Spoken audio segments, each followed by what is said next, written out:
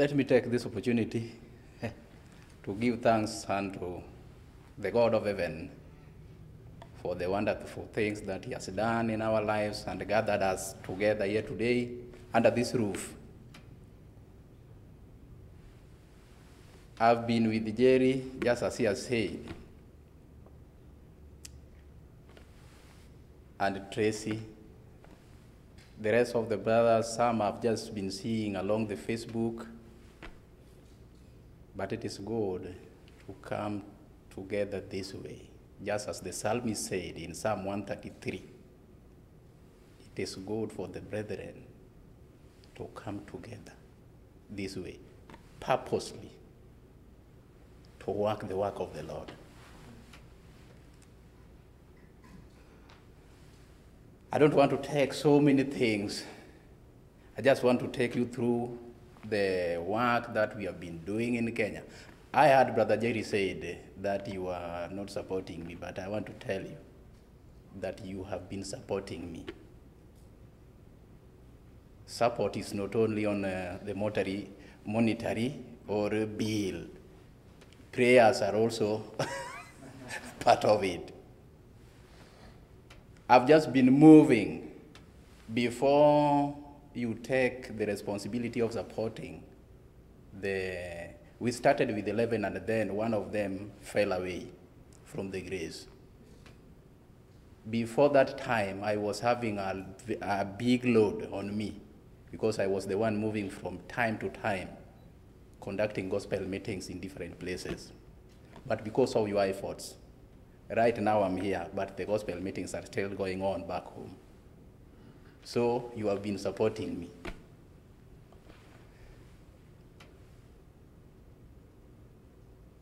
I'm Benard Kagaga, just as Jerry has said.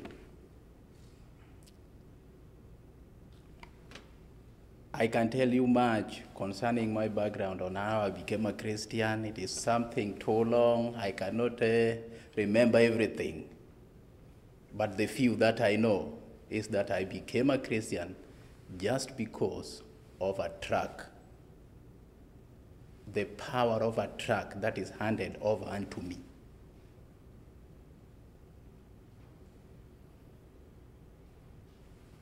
I became a Christian. I started studying the gospel by one of the brothers. By that moment, he was a member at Northport Church of Christ, Alabama. We did that through correspondence. And I appreciated him for all the burden that he took. I think I was not even putting a stamp on those envelopes, returning them. I don't think so. But I was doing them and then I was just posting them that way. Probably he was the one paying for those things. But he did that with patience until the last time when he started asking me, Benard, have you been saved? I said yes, because I did not know. I did not know. By that moment, I was a Catholic, because the whole of my father's family was Catholics. But after studying for a while with Brother Wayne Duren, I stopped going to Catholic. I only became a 25th December worshiper. I was going there on that day because they are doing some dramas. Later on, the brother convinced me through the study, and then I made a decision to be baptized. And I was baptized. I just went next to the river. I found some 3 men grazing. I instructed him on what I want them to do for me. 2 of them said, no, we cannot do this. We know your father, the whole of the family, we know that they are members of the Roman Catholic. Why do you want to do this? I talked with them for a while, and then one said again that, okay, we can just do this. That means two agreed to do it. But one still insisted that, no, I cannot do this. I know your father. My father was a tough person. So, but the two agreed. I instructed them on what they are supposed to do, and then I went down into the water. They baptized me. I became a Christian. Yeah. From that moment, that is 1994. I started preaching the gospel in our father's family, using just tracts with one New Testament, which I received from Brother Wayne Duren. You see, my father was having a Bible in our Luo language, but to them, the Bible is there, not to be read. It is something they can carry on Sunday, then after that, they put it there. Everything you have to look for yourself. There is no way out to get the information from the Bible. But through the instructions that I received from Brother Wayne, I kept on going through the tracts until I received a tract from him. You can't be a Christian without joining any denomination. Then I said, oh, what is this? In fact, I was disturbed a bit. How can that happen to somebody like me? Because I'm just alone here. How can this happen? I said, I'll do it. And that's when I made a decision to go, and those people baptized me. Look, the ones who baptized me, it was somebody on the bottle, and he died on the bottle. But because I knew what I wanted, the thing was between me and my God, not between me and the one who was baptizing me. Amen. And that's what I wanted. He did it. It is now upon him to follow me or not to follow me. And I became a Christian. There was no congregation within that area. So I started walking, teaching people in that manner. There was too much opposition against me. Some are saying, look, this is a devil worshipper. Something very sad, and it is something very weighty on somebody who is young. By that moment, I was not even married. So I was just feeling, how can this happen? If these people are saying that I'm a devil worshipper, but everything that I'm saying, everything that I've received from this brother is from the scripture. How comes? I was alone within that family. But through that strength, almost the whole of my father's family has been converted to Christ. That is how I went as father, establishing, planting Calamity Church of Christ. I went into a Roman Catholic building because my father was a Catholic member, and he gave them a land, and they built a house. So I went there, I preached there 2 weeks. They ran away. I remained with 8 people in that building. That's when they started going around saying that, oh, look at this. There is a denomination being started here. Oh, these people are devil worshippers. I did not care because I knew what I received. I continued that way until I told the 8 people, let us move away from this building. Maybe these people are thinking that we are going to take this building, and that's why they are talking about this thing too much. We move under to worship under the tree. There we stayed for something like a year, and then we put a seed. We stayed under that shade up to 2010, when we built a new building. That's when, that was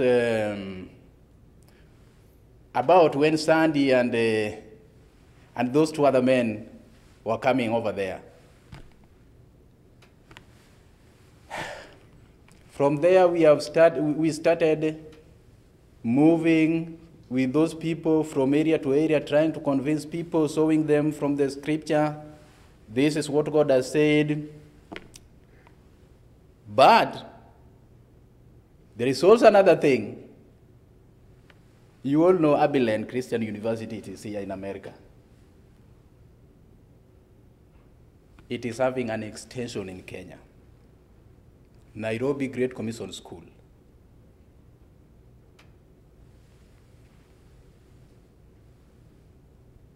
There are some people who are working with them, and they are coming and doing some things there. They planted several congregations, and those congregations are not in faith. They are doing their own things. So instead of preaching the true gospel that saves mankind, they are preaching social gospel that entertains people, not to save them. That is the havoc that we are seeing there.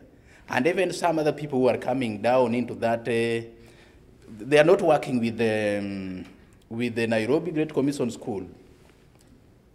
There are some who are also coming from this side, the Antilles. They also came and entered into some congregations that we have tried to plant.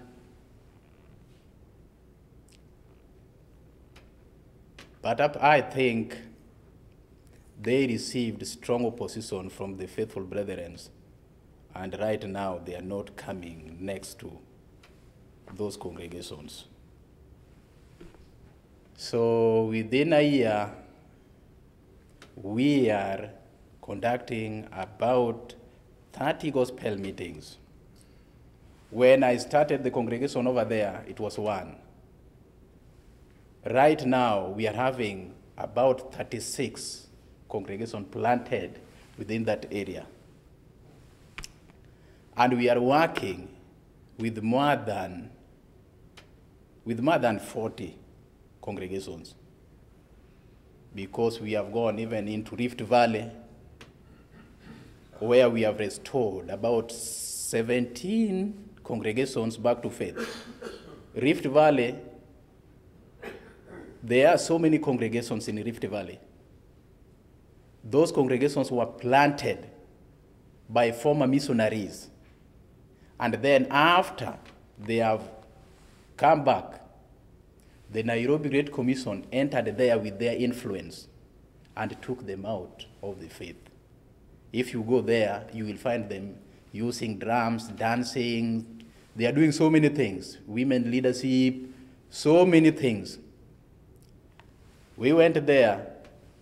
We started teaching in some congregations using some 3 men from Rift Valley, the faithful ones. We went around. The first time we took 2 weeks teaching them from different congregations. And then we agreed that one time, the last Sunday, we are going to have those congregations together. The very night, Saturday night, the Nairobi Great Commission team sent their people down there. In the morning, we are getting some sounds of instrumental music coming out from the place we are supposed to worship in. What is this? They sent us away. But God's providence, God does his own things in a unique way. We went away from that site, something like 10 kilometers. We found a building. It was empty. Formerly it was a denominational building, but they have all gone away. We entered into that building. We worshiped in that building, because in Micah We are moving with everything. Grapes, everything that we can use for the worship. So we worship there. Right now, there are 22 members in that congregation.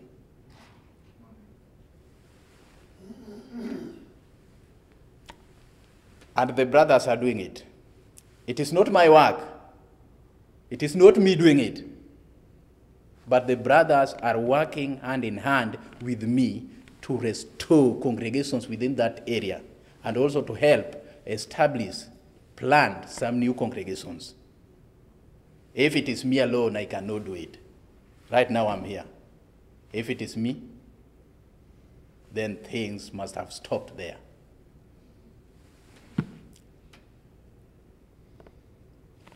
Not only the gospel meetings that we are doing. On another point, Brother Jerry, when they visited there, we are having some old people, the benevolence. That is what you have been doing, not only me and the church over there. We went through some, the way you are doing your gospel meeting or the lectureship here, with us we are doing it, but we are doing it in another way. With us in the morning, we set off. We go teach door to door first, and then we invite them to the meeting. So as we are moving outside, some needs arise, whereby Brother Jerry and Sandy took the responsibility of supporting some elderly widows. In fact, we are supporting 4 of them. But that is not through us. We are just there, but what you are doing is why we are supporting them. So may the glory be to God, not ourselves. We have done nothing, but God has done it. Also, you said I'm having four children. Yes, I'm having 4 biological children and 2 adopted. There is a reason for that. So many homes has been closed down due to HIV issue. And then children are left over without hope. So it is we whom they are seeing as their hope. So I took 2. Varun, you also took some. Richard also took some. Richard is the preacher right now at Kalamindi. With me, I preach at Kalamindi, but I'm not the preacher. I'm not the preacher there. Richard is the one. I preach if I'm given the opportunity to do that. We are supporting 20 orphans. For those who have been there, like Jerry and Tracy, they know the situation.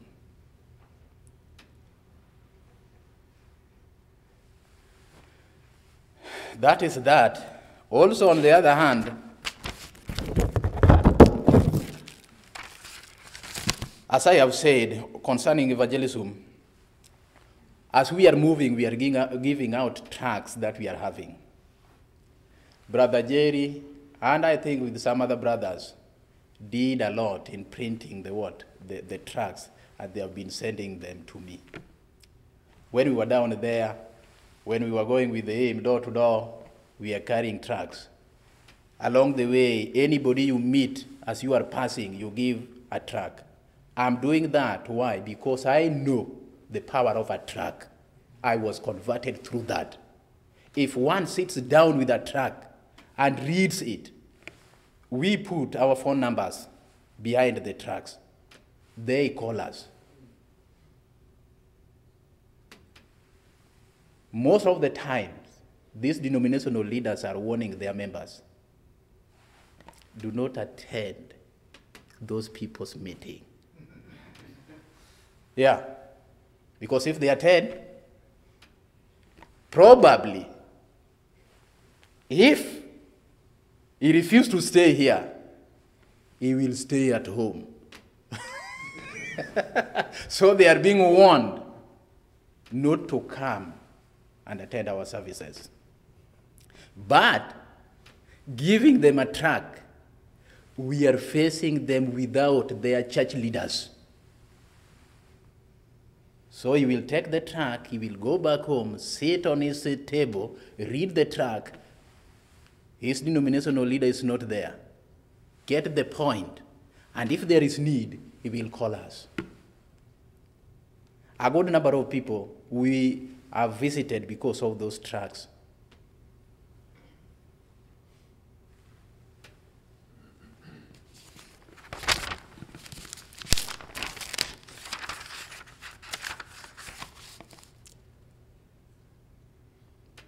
On that, I think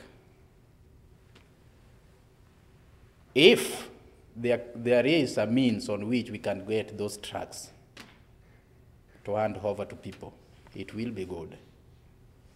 But as I see the situation right now in Kenya, everything they have raised up, especially the tax. You know, the government right now is just hanging, looking for funds at all. First of all, you see, for the first time when I received a box of tracts, I was paying 75 Kenya shillings. Right now, sometimes you get 2,000, 1,000, you have to pay that. Imagine 75 to that much because they are in need of tax. I don't know how they are feeling. The government knows. Maybe their feeling might be, if this box comes from foreign lands, maybe it is very important, but it is just carrying tracts. To them, they don't understand that. They will charge that. I have a printer and a photocopier machine. If there is a way that we can get the papers and those tracts printed already, I can produce the tracts through that, and then those people will have something without tax involved. I think that one can work. If that can work, that's better than doing it the way we have been doing it.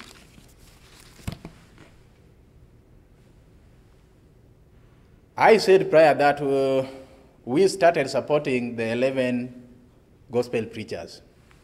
Those 11 gospel preachers, they are the ones we graduated from that school. We have graduated many. But this is what I've been telling those brothers. Sitting in a Bible school class does not mean that you will be a preacher. Many have been in those classes, but where are they? They are bad than before. After they have finished their classes, they went away. Some are now going around with the anti-us. Some are now doing their own things.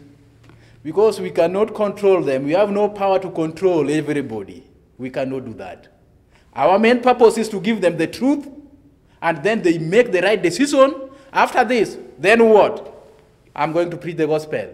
The rest that are doing that are the first 11 that we took and we started supporting. One of them fell from the grace along the way. And then we decided that, no, if this is the case, we are going to change. The funds that we have been using for the support of this man, we are now going to use it on the radio station. Since we started that, 13 people have already been baptized.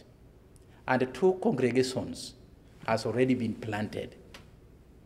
That is not my work, because I'm not the one preaching over the radio. I'm preaching over the radio. Varun, there is a brother, Varun, Richard, they are also doing the same. But that has helped us a lot, because they are moving, contacting those who are sending us the message. 13 has already become Christians because of that.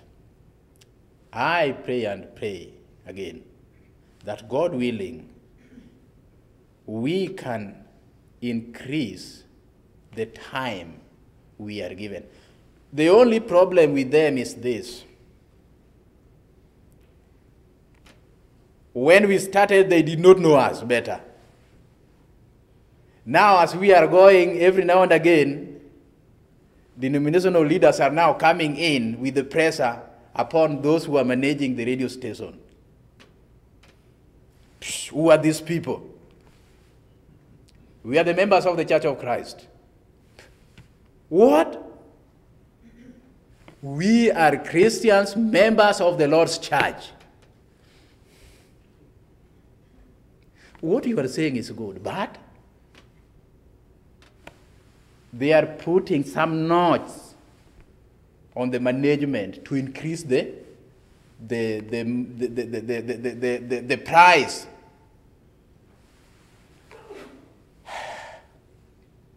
I know it is difficult, it is heavy, but it may be possible, God willing, sometimes as we are moving, if we can manage to put a radio program, a radio station that can help 24/7, the time that you are the ones to manage, not that some people are managing your time, then that one will be of great help.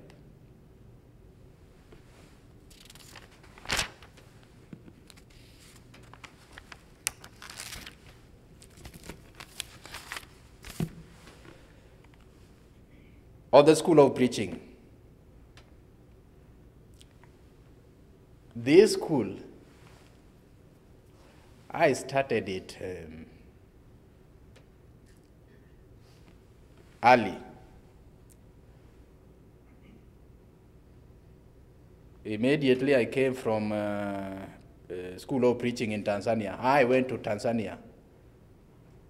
That's where I studied, Andrew Connolly School of Preaching. That school,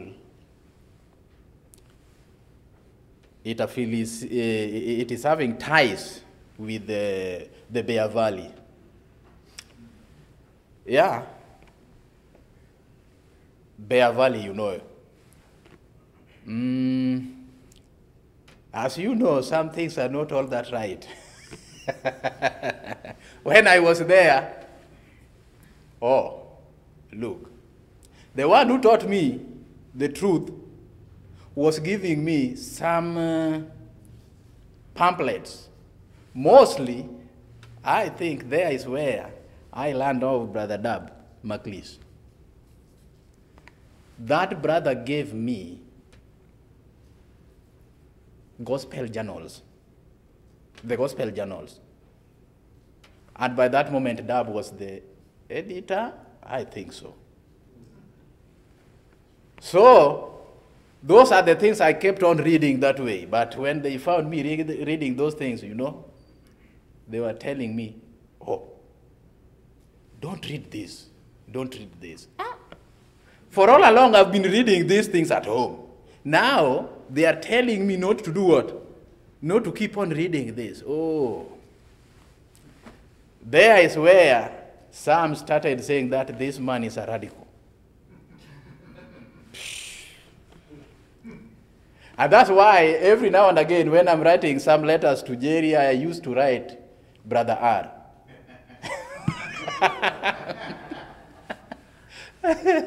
Brother Radical.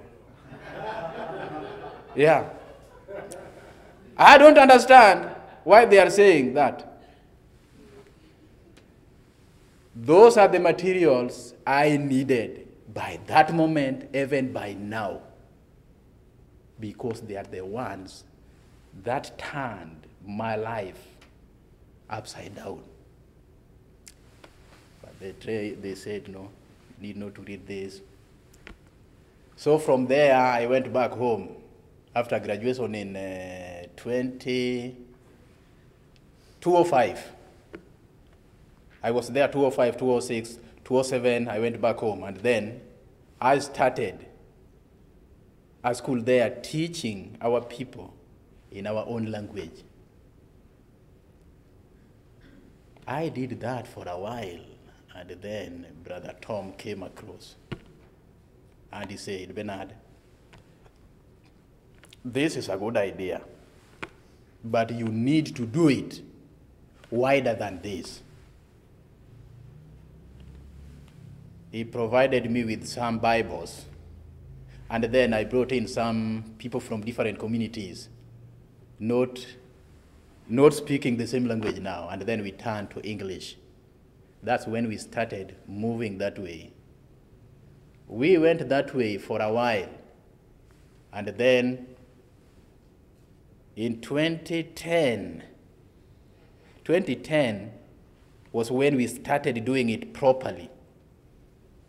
After 2 years, 2010 to 2013, we graduated 13 people. No, 10. And then from that 10 first graduates, 4 of them went away. And it is very sad. In fact, I've warned brothers on the media, social media, every now and again, because I've gone through those pages, I've seen a good number of them are cheating brothers. I've said, oh, this man is this way, this man is this way, this man is this way. Some do not understand me. I'm the one who knows them. If I tell you that this man is this way, okay, if you know him more than I know him, just go on with him. Some do not understand me.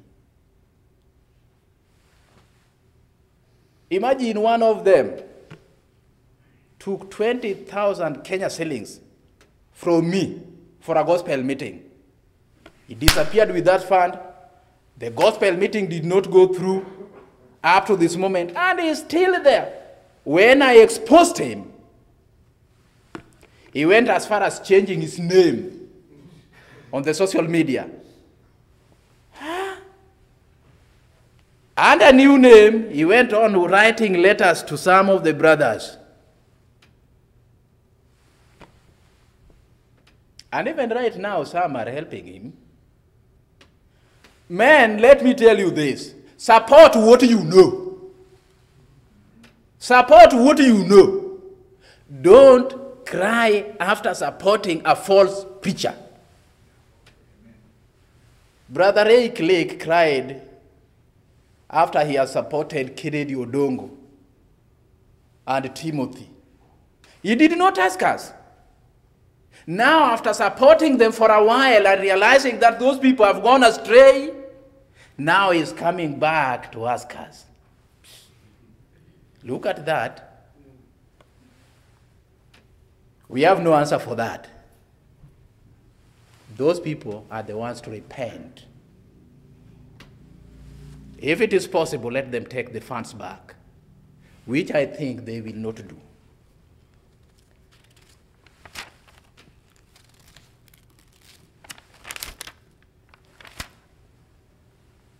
Let me put it in short. It is good to be with you. It is God's providence. I know the effort that you have done, you have put forward towards this. So many congregations have gone astray. And just as we have been talking about, there is a kind of preaching needed today. If you are too soft, you are doing things you are pleasing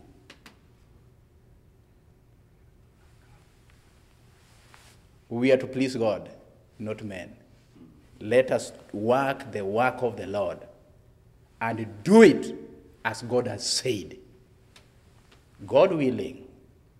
There are so many things that I can say, but God willing, let us do the right thing at the right time, at the right place. Amen. That's right. May God bless you.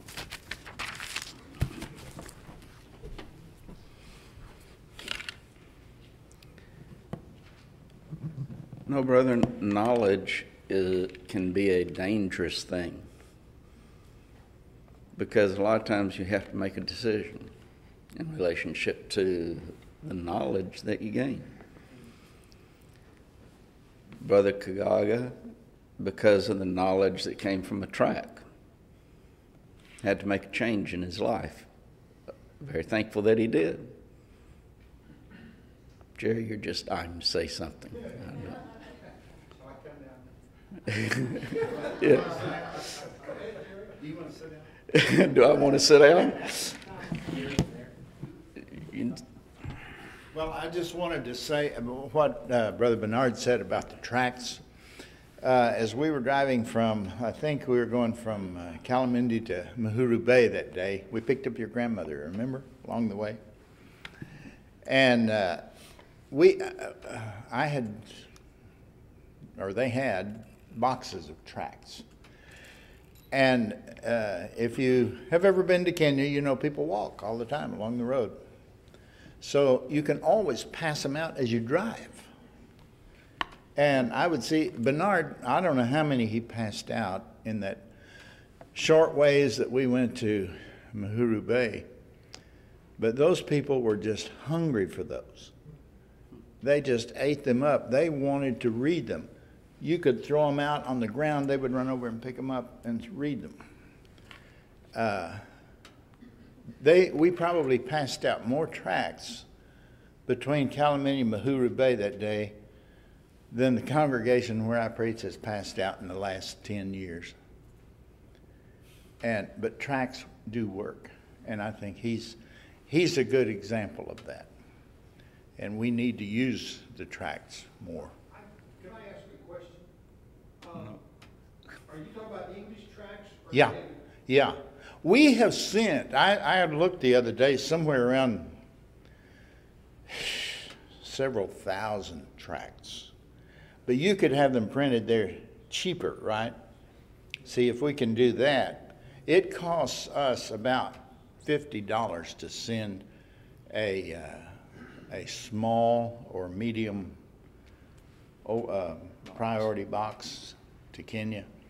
It costs $73 to send a larger box, and they're not that big.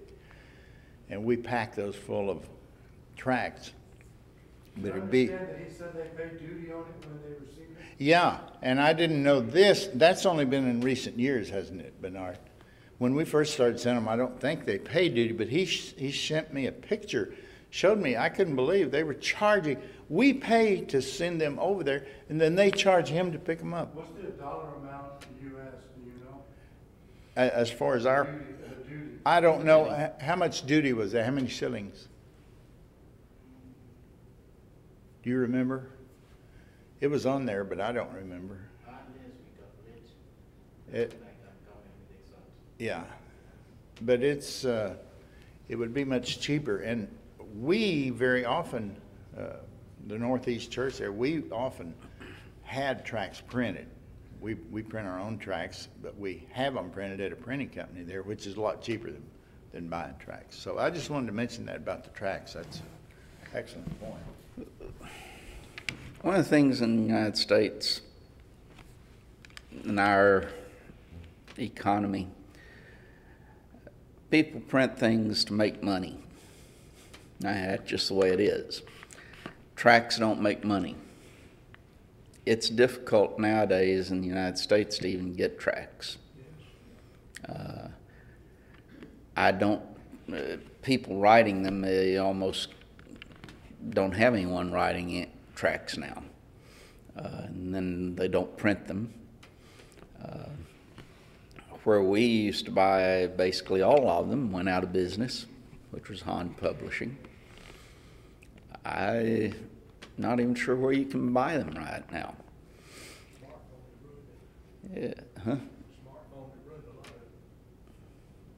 Yeah, he said smartphones have ruined a lot of it, and that is true.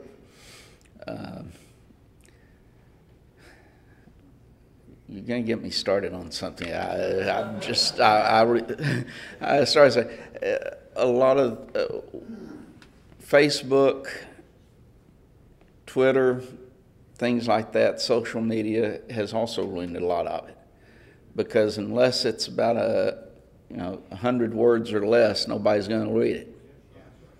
If we would run those tracks in existence in war, they're gone extinct. Totally. Most of them have gone. You can't get them anymore. That's just about all tracks now. Like you said, we didn't have many sources, and the best we had is gone. Yeah. And again, it's because of money.